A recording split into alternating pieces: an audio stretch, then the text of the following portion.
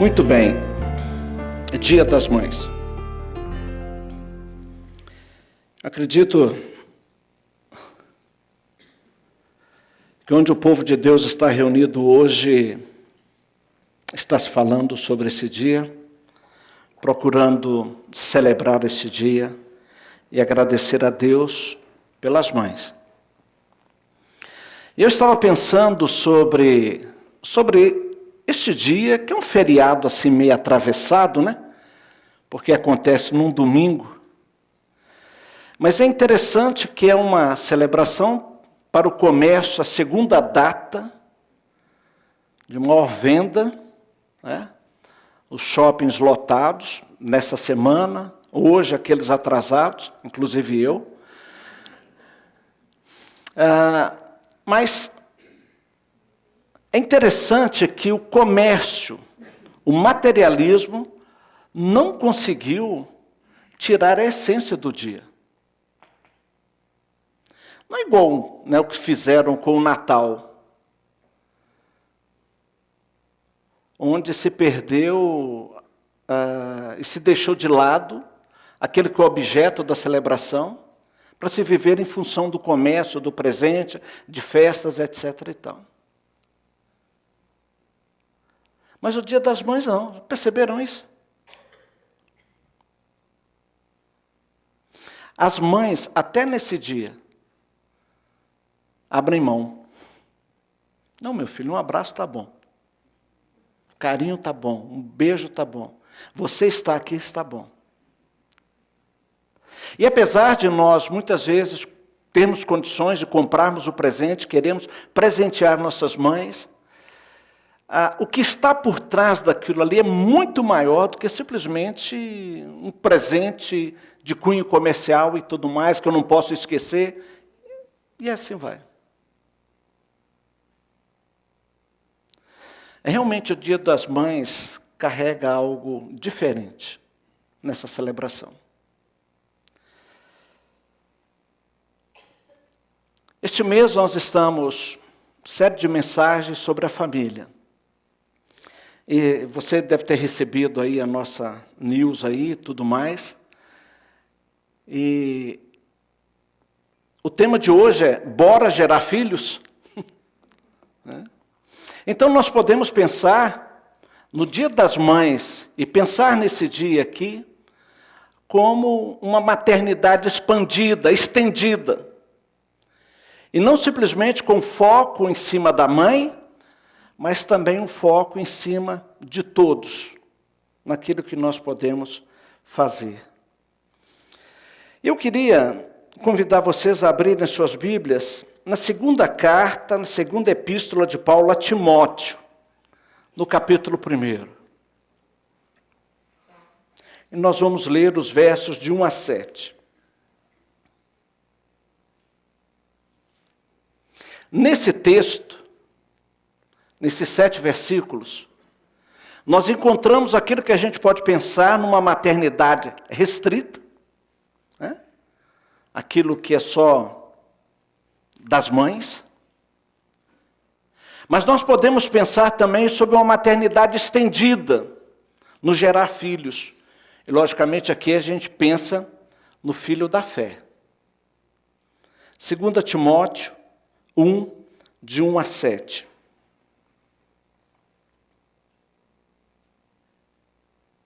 Diz assim: Paulo, apóstolo de Cristo Jesus, pela vontade de Deus, de conformidade com a promessa da vida que está em Cristo Jesus, ao amado filho Timóteo, graça, misericórdia e paz da parte de Deus Pai e de Cristo Jesus, nosso Senhor. Eu dou graças a Deus, a quem desde os meus antepassados sirvo com consciência pura, porque sem cessar me lembro de ti nas minhas orações, noite e dia. Lembrando das tuas lágrimas, estou ansioso por ver-te, para que eu transborde de alegria. Pela recordação que guardo de tua fé sem fingimento, a mesma que primeiramente habitou em tua avó Lóide e em tua mãe Eunice, e estou certo de que também em ti. Por esta razão, pois, te admoesto que reavives o dom de Deus que há em ti, pela imposição das minhas mãos. Porque Deus não nos tem dado espírito de covardia, mas de poder, de amor e de moderação. Há uma preocupação por toda a Bíblia, da parte de Deus para conosco. E a gente percebe isso, lendo a Bíblia, se atendo a esses detalhes, naquela preocupação, no dado, no carinho que Deus tem para com as mães. Em Isaías, diz que as que amamentam, Ele as trará no colo. Olha o carinho. Quando Deus pensou em vir para nos salvar, Ele pensou vir através de uma mãe.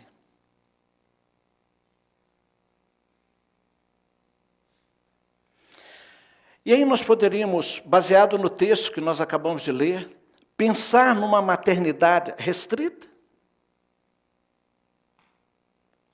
Será que o filho é tão somente da mãe? Com todo o seu carinho, com todo o seu cuidado, né, com todo o seu doar, o abrir mão de uma série de coisas em prol dos seus filhos. Mas será que o filho é somente da mãe?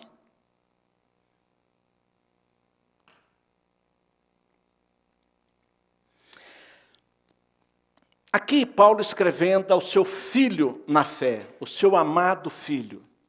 E por algumas vezes ele se refere a Timóteo como filho, como ele faz também com Tito, como ele faz com Onésimo também, aqueles filhos na fé.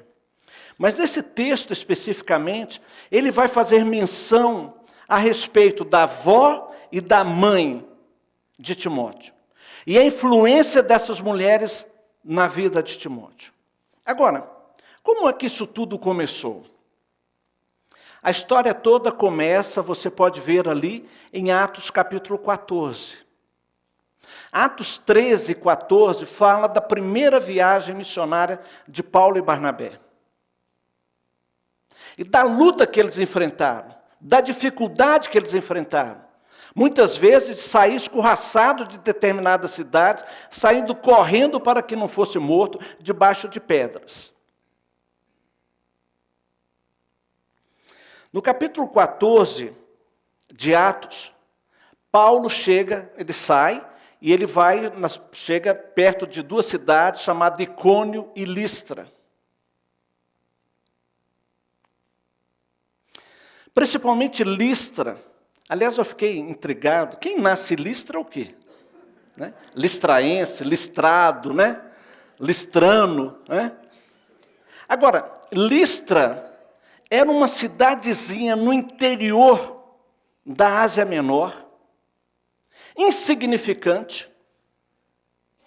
Paulo poderia, fugindo ali daquelas perseguições que ele tinha, ele e Barnabé, João Marcos já tinha voltado, já tinha deixado os dois, mas eles poderiam seguir à beira-mar, mas corria-se o risco, segundo historiadores, havia uma proliferação muito grande de malária, de mosquitos. Não era zika, não, mas malária estava ali. Alguns dizem que provavelmente Paulo tenha contraído malária nessa ocasião, quando ele fala das suas dores, da sua luta, né, como que uma doença sobre ele. Ele poderia ir para os outros lugares, mas corria-se o risco também de perseguição. Então ele resolve subir para o planalto ali da Ásia Menor. E essa cidade, Listra, uma cidade insignificante, poucos moradores. Existia ali nessa cidade um conjunto, algumas pessoas, um grupo de judeus, mas que era tão pequeno que nem sinagoga existia ali. E segundo a tradição, para que existisse uma sinagoga, teria que ter no mínimo 10 pessoas, 10 homens, para ter uma sinagoga existente. E ali não tinha. Eles falavam uma língua, um dialeto assim meio difícil, muito próprio deles. E Paulo e Barnabé, sozinhos, né, sem a presença de João Marcos, chegam a essa cidade. E ali, lá em Atos capítulo 14, vocês depois podem ver tudo o que passou com Paulo e Barnabé ali também. Em Listra, apesar de que era como se fosse um posto avançado do exército romano, não havia uma influência muito grande romana ali também. Havia uma mistura muito grande de pessoas ali. Mas que aquele povo, os listrados, os listraenses, tinha um apego muito grande pela sua cultura, pela sua língua. Apesar de que vários conseguissem falar o grego também. Mas ninguém dava muita importância para aquela cidade. Existia uma lenda, ali existia o templo dedicado a Júpiter e Mercúrio, a Zeus e Hermes. Existia uma lenda de que os deuses haviam descido e tinham aparecido para um casal de idosos. História muito antiga, né? Parece coisa nossa aqui, de aparecimento de santos, de deuses e tudo mais tal. E que depois que esse casal morreu, eles plantaram 2 árvores perto desse templo dedicado a Júpiter. E existia a lenda entre eles de que novamente Júpiter e Mercúrio apareceriam ali em Listra. Parecido com algumas cidades que nós temos aqui pelo Brasil, que vive afora, que vive em prol de crendice, da fé, de algumas coisas assim. E há esse movimento ali. Pois bem, lá nessa cidade, esta família, a família de Eunice, a sua mãe Lloyd, existia um jovem chamado Timóteo, filho de Eunice. A gente não sabe muito a respeito dessa família, mas lá em Atos capítulo 14, fala a respeito, ou melhor, em Atos capítulo 16, quando Paulo volta a Listra, e ele encontra Timóteo, fala a respeito de que a mãe era judia, mas que o pai era grego.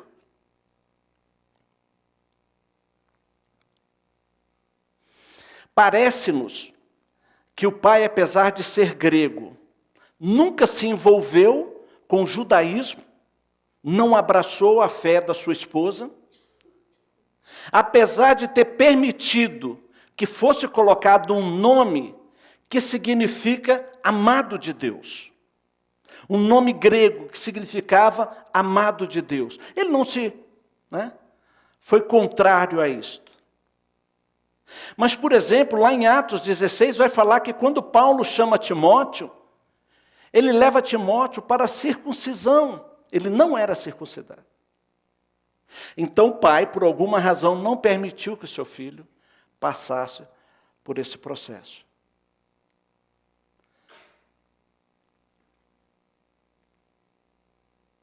Nesse texto aqui, no verso 5, Paulo diz assim: pela recordação que guardo de tua fé sem fingimento, a mesma que primeiramente habitou em tua avó Lloyd e em tua mãe Eunice, e estou certo que também em ti. Lloyd e Eunice, as primeiras pessoas que vieram fazer parte da igreja ali em Listra. Como elas haviam educado Timóteo nos caminhos do Senhor, isso foi apenas mais um complemento, levar Timóteo também a abraçar a fé cristã. O papel materno na formação espiritual, no caráter de um filho, é fenomenal. Talvez uma das maiores perdas do nosso mundo moderno tenha sido isto. Pela contingência desse mundo doido que nós vivemos nele, o fato da ausência dos pais, principalmente da mãe dentro de casa. O tempo de educação ali, vivida dentro do lar, tem sido muito pequena e a cada dia diminuído mais. Naquela época, se acreditava que a educação primeira era fornecida dentro do lar. E era papel da mãe também fazer parte dessa educação. Lá em Provérbios, capítulo 1 de Provérbios, verso 8, logo no início,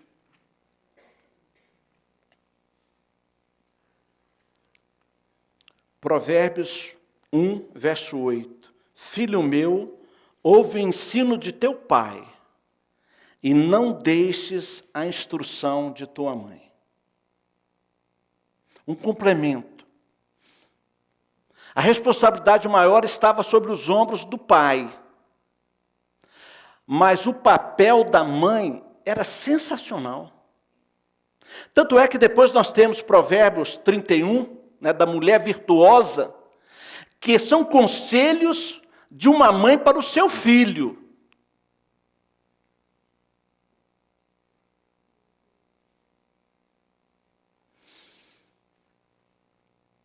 Timóteo, e historiadores dizem que talvez Timóteo tenha perdido o seu pai muito cedo. A gente não vê falando nada a respeito dele. Ele recebeu toda a sua formação de caráter, de pessoa, de fé, através daquelas mulheres, as mulheres da sua vida. Provavelmente Timóteo tivesse entre 13 e 14 anos, quando Paulo e Barnabé chegam a primeira vez em Listra. Quando Eunice entrega a sua vida a Cristo, ela sabia da necessidade de ter uma influência masculina sobre a vida do seu filho. Eu conheci um casal, uma família, que o pai era tão ausente, eles tinham um filho, um menino, mas o pai era tão ausente dentro de casa, que o garoto, quando ia fazer xixi, sentava no vaso. Nem essa figura masculina, de exemplo, de ver, ele tinha. A preocupação de Eunice com relação a isso aqui, o crescimento, a formação do seu filho, ela não queria que o seu filho fosse o queridinho da mamãe, que tivesse trejeitos, muitas vezes, femininos. E ao se converter à fé cristã, ela conseguiu enxergar em Paulo alguém que pudesse auxiliá-la nesse sentido.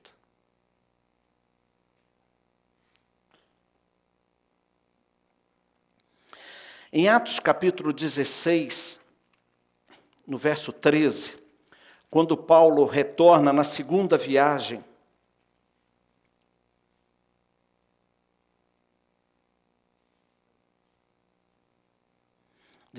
verso 3, aí ele está falando a respeito de Timóteo, e diz assim: quis Paulo que ele fosse em sua companhia, e por isso circuncidou por causa dos judeus daqueles lugares, pois todos sabiam que seu pai era grego.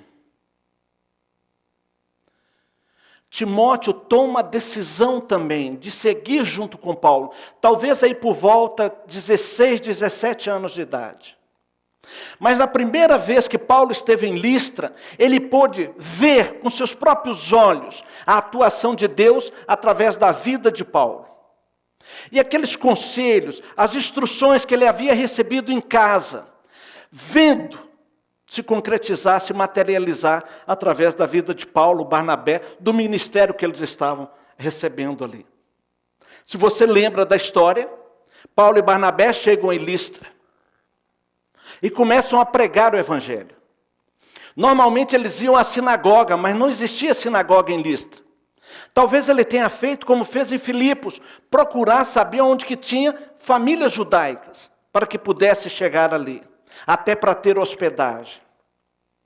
Talvez tenha sido assim que ele se encontrou com a família de Eunice e Timóteo.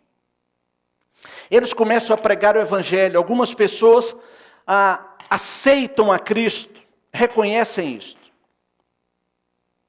E havia um homem ali, um aleijado, que não conseguia ficar em pé, nem em pé. E Paulo o cura. Ao fazer isto, aquelas pessoas, os habitantes de Listra, os listrados, né? Vendo isto, vieram e disseram: olha, Júpiter e Mercúrio desceram e estão entre nós. Começaram a endeusar. Talvez o sacerdote lá do templo, que tenha preparado um boi, um touro para o sacrifício, tenha vindo fazer isto ali, de frente de Paulo e de Barnabé. Já entenderam? Os deuses estão entre nós. E Paulo e Barnabé, quando percebem isto, rasgam as suas vestes e dizem: nós somos homens como vocês mesmos. Agora eu consigo ver e imaginar Timóteo, ali ao redor, vendo, presenciando tudo isto. As palavras, os gestos, as atitudes.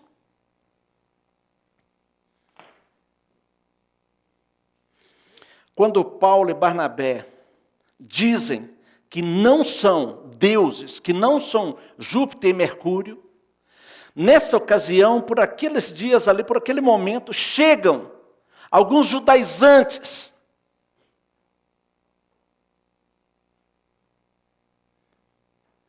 Vindo de Icônio, uma cidade próxima, uns 20, 30 quilômetros de distância, e começam a relatar para aquelas pessoas que já estavam duvidando de Paulo e Barnabé, o que eles tinham feito lá em Icônio. Aquele povo ali dá ouvidos a estas pessoas. E uma confusão muito grande acontece. Paulo é apedrejado, é dado como morto, arrastado para fora da cidade como morto. Ali aqueles novos discípulos ao redor de Paulo e Barnabé, começam a orar por ele. E diz o texto que Paulo dá um pulo, levanta, volta para a cidade. Agora imagine Timóteo vendo, vivenciando tudo isso.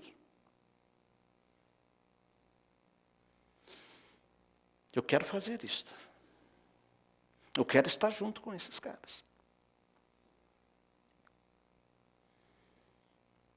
Paulo e Barnabé voltam para a cidade e no dia seguinte saem e vão para Derbe.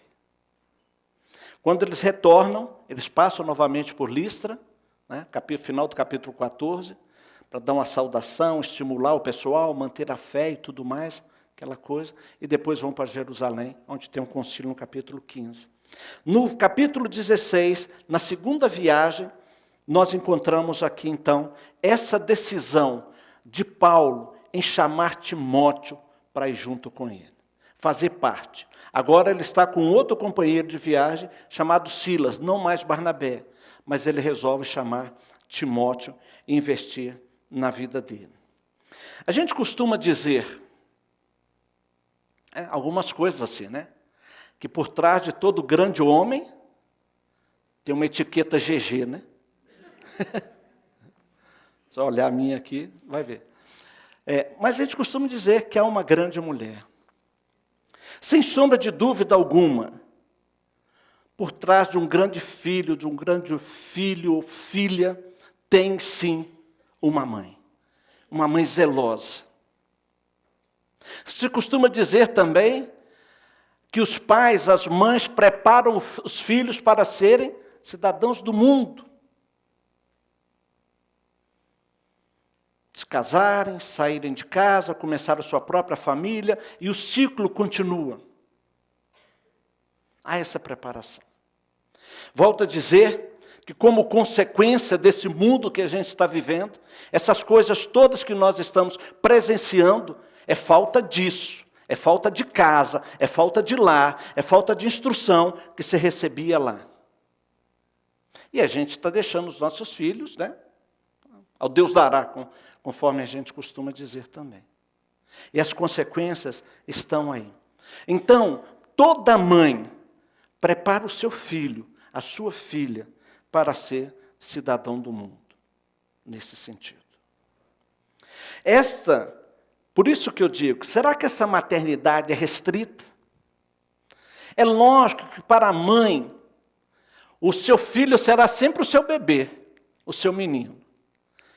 Eu estava vendo uma reportagem, e um jornalista falando sobre isso, vai chegar um ponto que a mãe vai ser o mico, né? Mãe, mas que mico, mãe não sei o que e tal.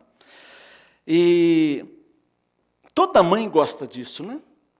Chega a namorada do filho em casa, ou em algum outro evento, começa a pegar aqueles álbuns de fotografia, olha, sai de perto. Entendeu? Porque minha mãe tinha uma que ela gostava de mostrar, meu pai me segurando assim na mão, né? Só tinha barriga e orelha, né? Horrível, pelado, né? E mostrar aquela coisa toda. Já é para mandar a nora embora, né? O namorado olha para aquilo e fala, cruz credo, né? Mas é assim, vê e mostra ali, e você fala, pô, mas que mico, mas vai ser sempre o bebê.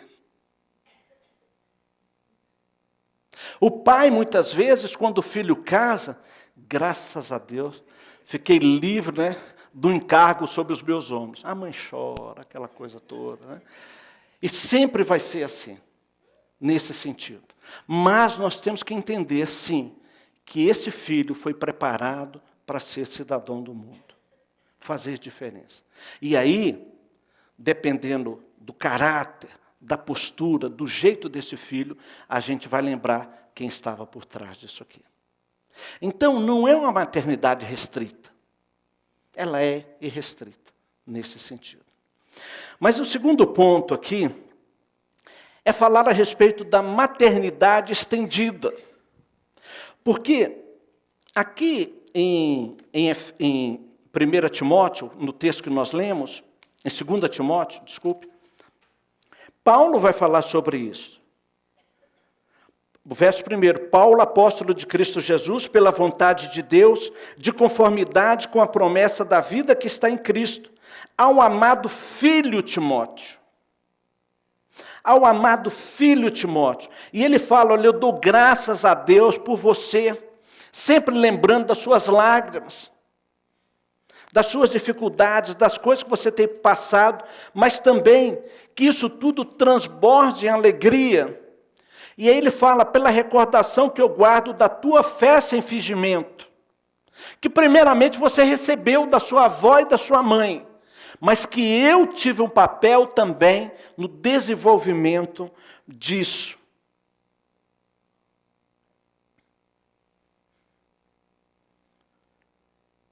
Paulo e Barnabé, mais especificamente Paulo, investe na vida de Timóteo. Ele o leva a Cristo. Paulo está dizendo o seguinte, eu gerei você, Timóteo. Num certo sentido, eu sou mãe de você. Ou como disse o Paulo, a pai que é mãe. Eu gerei você. Você é meu filho na fé. Há um livro fantástico, infelizmente esgotado, chamado O Discipulado de Timóteo. Se você procurar aí na internet, você vai conseguir algumas coisas, talvez você consiga em sebo. Procure, vale a pena. Há um outro livro também, que eu não sei se está esgotado, da Judite. Meu filho, meu discípulo. Está esgotado? Isso, vamos lá. Meu filho, meu discípulo. Foi o que Eunice fez. E que todos nós devemos fazer. Os nossos filhos, primeiramente, eles são os nossos primeiros discípulos são os nossos filhos. E Paulo exerce isto na vida de Timóteo. Como filho, suprindo, num certo sentido, restrito. Paulo não tinha intenção de ser o pai de Timóteo, substituir o seu pai grego, que havia falecido, mas ele trabalha na vida dele. Timóteo, por várias vezes a gente vê, tanto em Atos quanto nas cartas, Ele era tímido, recatado. E Paulo várias vezes está falando com ele, vai lá, cara, pega, vai firme, não seja covarde. Paulo escrevendo aos Coríntios, quando ele diz que ele vai mandar Timóteo para lá, fala assim, aceite Timóteo, ouça o que Timóteo tem a dizer para vocês. Paulo trabalha na vida dele, na segunda viagem missionária, e depois, a ponto de escrever 2 cartas a Timóteo, de confiar no treinamento, na capacitação que Timóteo teve, a ponto de colocar Timóteo, por exemplo, como pastor da igreja em Éfeso.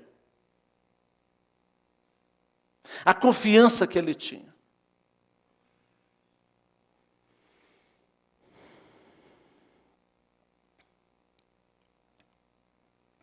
Aqui cabe o nosso papel.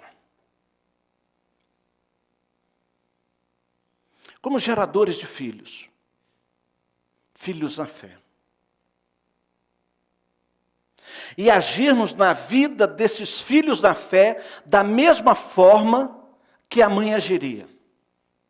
Eu já contei aquela história aqui, não vou contá-la novamente, mas só para relembrar alguns pontos, sobre a incubadora contaminada. Não passa pela cabeça de mãe algum, de pai algum, depois de cuidar de toda, os 9 meses de gestação do seu filho, de todo o cuidado, ir para um hospital, ganhar o seu bebê, e logo depois ali aquele bebê ser colocado numa incubadora contaminada. E o seu filho vir pegar uma bactéria, alguma coisa assim, que venha trazer doença para... Não cabe, a mãe, os pais não vão trabalhar nesse sentido. Da mesma forma, Deus não deseja que bebês sejam colocados em incubadoras contaminadas. Deus não deseja que os seus filhos, os filhos espirituais, os nossos filhos espirituais, sejam colocados em incubadoras contaminadas, em igrejas contaminadas, em famílias contaminadas, em pequenos grupos contaminados. Nós, como pais dos filhos da fé, como mães dos filhos da fé, temos que trabalhar no sentido de prover para esse filho saúde, crescimento e tudo mais. Da mesma forma que nós vamos cuidar dos filhos naturais. E Paulo teve esse tipo de preocupação. Da mesma forma que a mãe, a família, principalmente a mãe, vai dar para o mundo um cidadão do mundo, coerente, de caráter, uma pessoa séria. Nós, como cristãos, como pais e mães cristãos, temos que fornecer para o mundo cidadãos cristãos.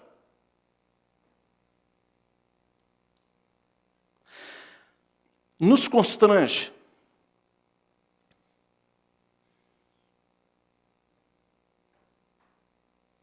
nessa política nossa,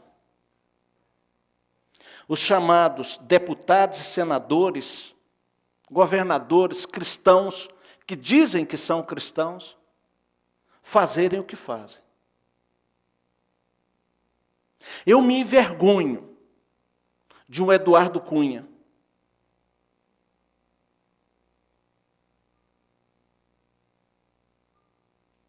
E existem... A gente não pode contar com essas pessoas. São esses os cidadãos? São esses os que vocês estão formando?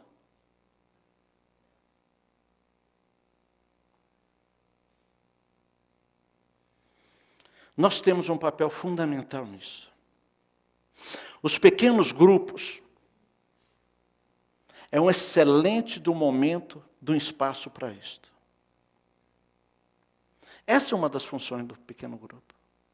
Trazer crianças à vida. Gerar filhos espirituais. E ali serem cuidados como deveriam ser. Na ideia deste dia, de celebrar o Dia das Mães, de honrá-las, de exaltá-las, que sirvam de exemplos para cada um de nós aqui, do nosso papel como cristão, de homem e mulher, de gerar filhos na fé. E oferecer para o mundo, não simplesmente cidadãos, mas cidadãos cristãos que realmente venham transformar o mundo. Deus nos abençoe.